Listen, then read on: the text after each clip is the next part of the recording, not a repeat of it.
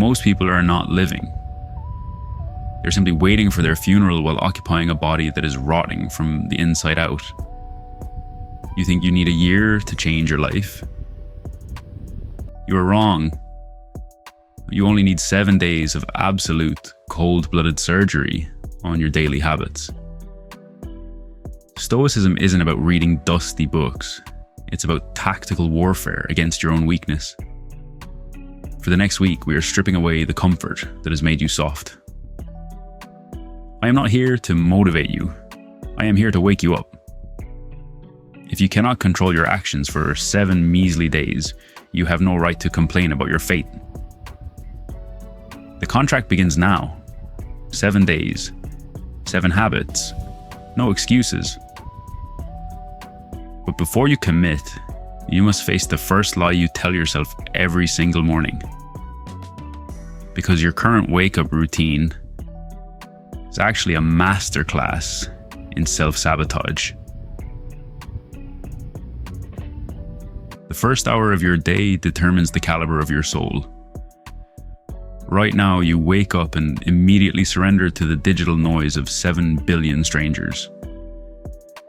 By checking your phone, you are training your brain to be reactive, anxious, and subservient. For the next 7 days, the first 60 minutes of your life are sacred. No screens, no emails, no distractions. Marcus Aurelius reminded us that the soul becomes dyed by the colour of its thoughts. If you start your day looking at someone else's highlight reel, your soul becomes a shade of envy and inadequacy. Cleanse the fog. Sit in the silence. Own your mind before the world tries to buy it. If you can't win the battle against a piece of glass in your pocket, you've already lost the war. But your morning isn't the only place where you are leaking power. Because the way you speak to yourself is building a prison you'll never escape. You are your own worst oppressor. You use words like unlucky, tired, or incapable as if they are objective facts, but they are just excuses wrapped in silk. Every time you tell yourself you can't, you're castrating your own potential. The Stoic master Epictetus taught that it is not things that disturb us, but our interpretation of them. For these 7 days, you are forbidden from playing the victim. If something is hard, call it an opportunity. If you are tired, call it proof that you are working. The consequence of your inner dialogue is either a fortress or a grave. If you continue to speak to yourself like a loser, don't be surprised when life treats you like one. But your mind isn't just weakened by your words. Because the comfort you crave is actually a slow-acting poison for your discipline. You are obsessed with being comfortable, but comfort is where greatness goes to die. By avoiding everything that is difficult, you have made your spirit fragile and your willpower non-existent. You are like a muscle that never lifts a weight, useless when the real struggle arrives. Seneca advised us to set aside a certain number of days to practice poverty and hardship. For the next 7 days, I want you to lean into the friction. Take the cold shower, do the extra set, eat the meal you didn't crave. When you prove to yourself that you can endure physical and mental discomfort, the world loses its power to scare you. If you keep choosing the easy path, your life will inevitably become hard. But there is a specific type of comfort that is even more deceptive. Because your habit of constant stimulation is actually a way to drown out the truth of who you've become. Your brain is a dumpster for other people's data. You spend every spare second scrolling, listening, or watching, terrified of what you might hear if you actually sat in silence. You are addicted to the dopamine hit of new information that you never actually use. Zeno, the founder of Stoicism, said that we have 2 ears and 1 mouth for a reason.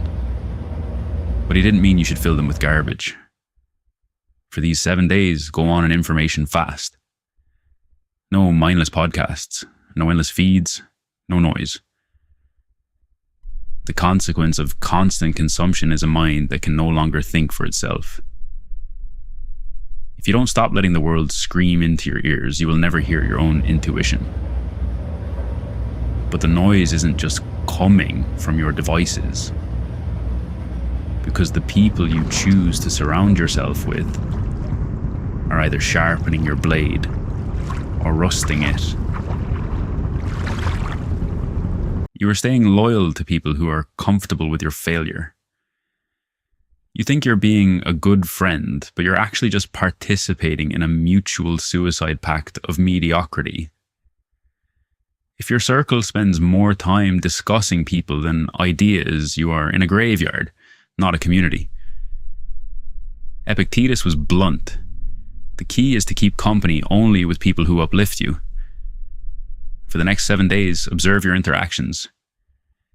If a conversation leaves you feeling drained, cynical, or small, walk away.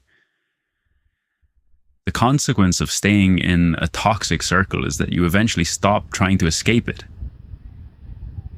If you keep protecting those who hold you back, you are choosing their feelings over your future. But even if you change your circle, your progress will stall if you don't fix your relationship with the clock. Because your habit of waiting for the right time is the most successful lie you've ever told.